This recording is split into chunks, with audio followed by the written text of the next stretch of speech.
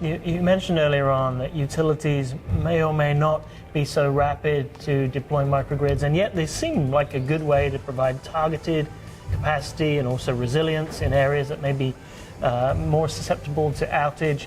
Are you seeing some utilities move faster than others to adopt microgrids?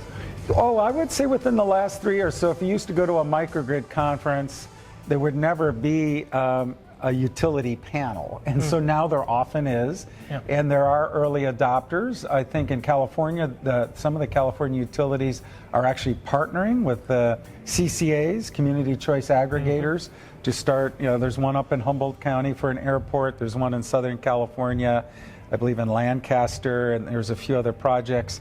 But there are utility, ComEd in the Chicago area has got a microgrid they're deploying. In Texas, Encore has deployed a microgrid. In Vermont, Green Mountain Power. So you are seeing utilities deploy microgrids. The main challenge is, can you rate base a microgrid? And that's been the challenge, because the issue is, does the microgrid benefits go to a select number of customers, or do the benefits go to all the ratepayers?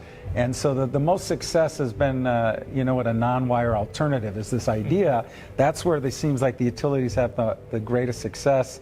Like in California, San Diego Gas and Electric, Borrego Springs, the microgrid was cheaper than extending the transmission line, so therefore the benefits went to the customers. So I would say you're seeing an uptick, but utilities don't move fast, and I think it's not mainstream yet. Within 5 years, if we keep having all these power outages, it could become mainstream for utilities too.